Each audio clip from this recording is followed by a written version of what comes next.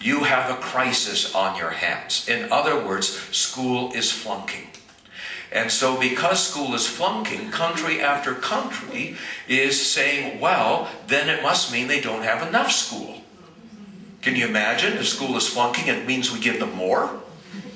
Right? So they don't have enough school, so now we got to start it at 4 years of age. And then there are plans to begin it at even earlier, at 3 years of age, as the idea that more is better. And all the evidence developmentally is no, later is better because children need a fundamentally different kind of foundation. They need freedom from instruction and schooling and freedom from consequences and the work motif. We are also doing the kind of thing in terms of the work motif. If you do this, it will lead to that. And we're already talking to 2-year-olds like this. We're already doing this. We say that if you don't eat your vegetables, you won't grow strong. If you don't brush your teeth, they'll fall out. And we put it into consequences. No toddlers, no preschoolers understand that.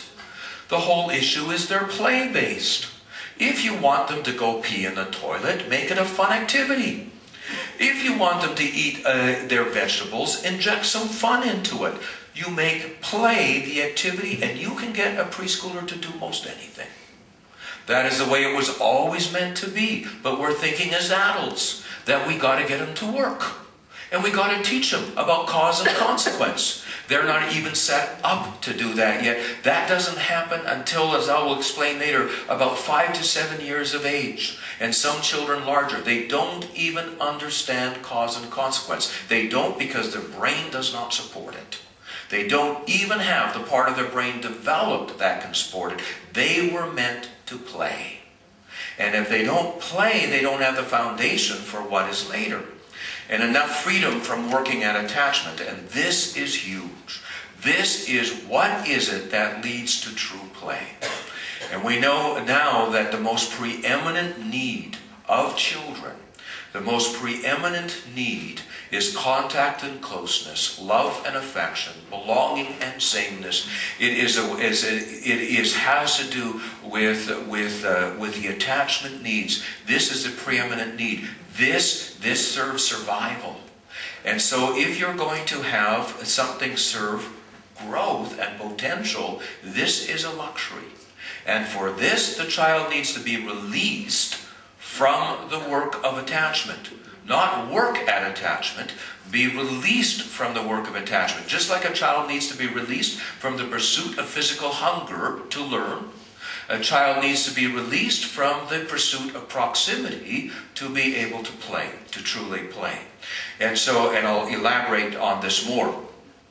And so the freedom to play, it is quite clear that if the home is capable of providing the conditions conducive for true play, then that this is a much preferable environment for young children than daycare or school, which can involve the added stress of separation, subject the child to wounding peer interaction, and risk the formation of peer orientation. By peer orientation, we mean here that a child begins to want to be with his peers, his same age group, rather than his parents, begins to take his cues for how to talk, how to dress, how to be from his peers, and he orbits around his peers rather than his parents. And that is, as the subject of my book, and a tremendous concern in today's society.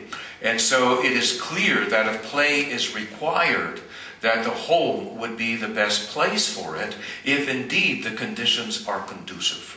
If the home can provide the freedom to play, then this is exactly what would be what the child needs to create the basis, the foundation, to truly realize his or her own potential. Let's go to the next one. The need for true rest. The need for true rest. And here, I'm not just referring to physical rest, although that's obvious. I'm referring here to a much deeper rest, a rest that the brain finds, a psychological rest, a physiological rest. Let me expand on what I mean. What is meant by true rest? Well, it's related to play, and again, the freedom from having to work.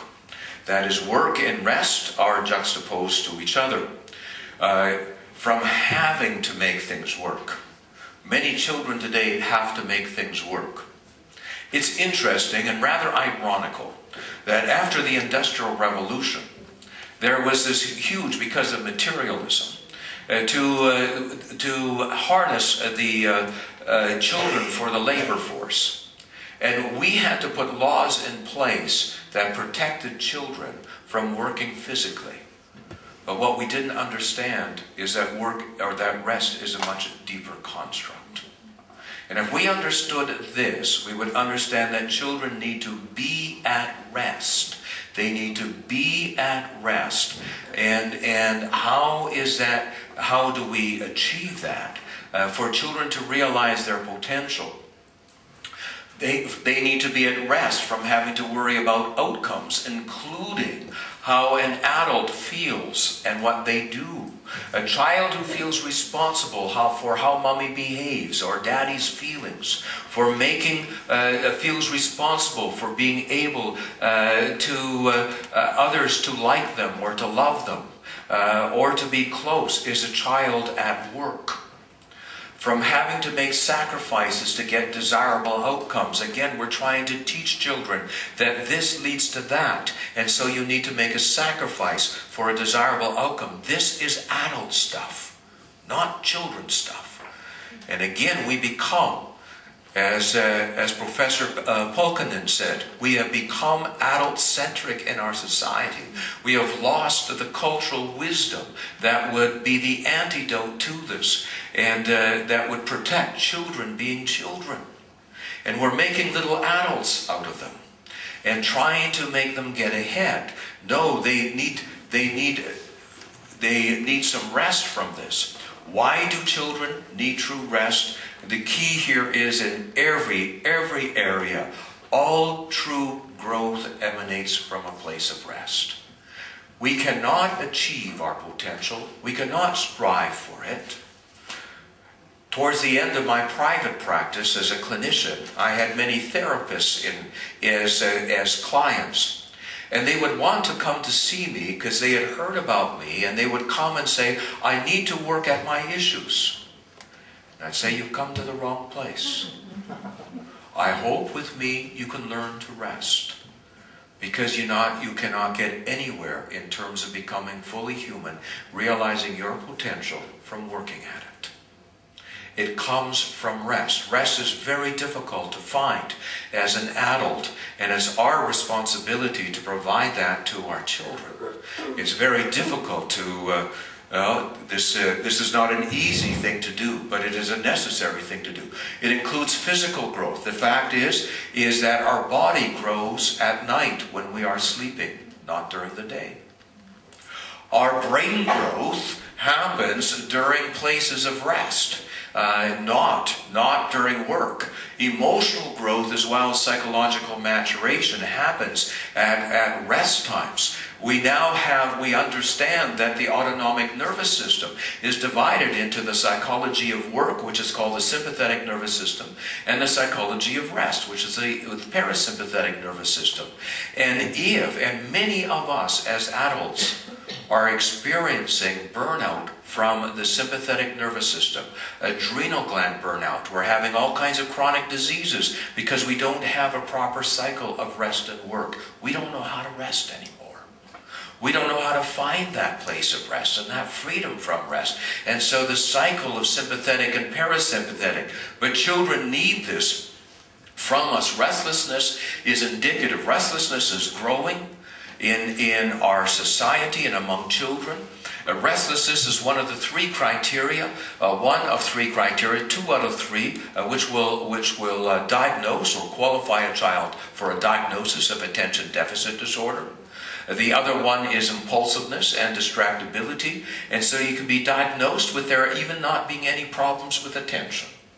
And because it's 2 out of 3. And the fact is that restlessness is not a personality trait.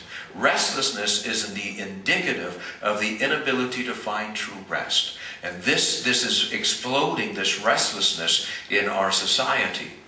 What do children need most to rest from? that has become abundantly clear. Again, the preeminent need of all children is attachment, contact and closeness, proximity, physically, emotionally, psychologically. This is the preeminent need. And that is what we will work at until we find rest. And if we do not find rest, we continue to work at it. And today's children are a picture of children at work. They look as if, and they are at work. Attachments are what most need to work for a child.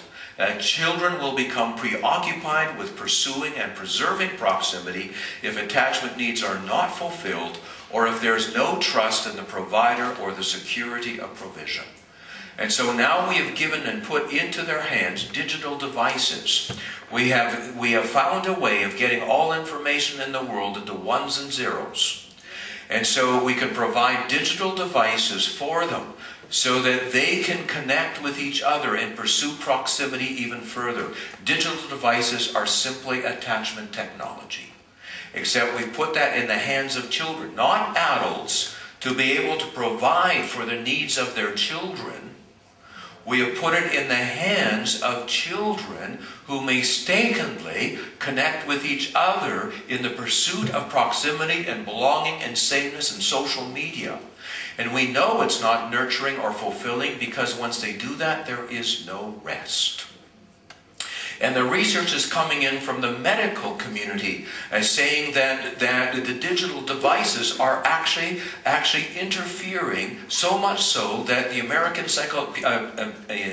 Pediatric Association has issued a warning about digital devices and using them 2 to 3 hours before you sleep because they're interfering with actual sleep time. The restlessness and the alarm is so great. And it's just another example of the fact that we do no longer see ourselves as adults as the answer to our children's greatest longing for contact and connection, for emotion, for affection and so on. And so they need to be released. They can't be released by going to each other. There is no release. There is only addiction. And in fact, in the new diagnostic manual that is coming out in 2013, that all clinicians use from all over the world, digital addiction is going to be one of the criteria. And they consider that this is going to be huge. Because there is no freedom from this. This is absolutely an addictive activity. Signs of a child working at attachment: a child who feels responsible for pursuing and preserving proximity, closeness, contact, connection of any kind, needing to hold on through clinging, clutching, imitating, conforming, making contact, trying to fit in. Our children are becoming incredibly conforming. They look like each other, they talk like each other, they dress like each other, they act like each other. You don't conform when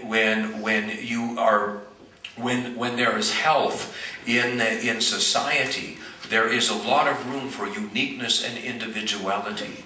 Conforming is as an indication of poverty of connection. It is the most desperate need to become the same as others, to be close through same as. And when conformity starts coming into a country and into our children, we know that they are in trouble.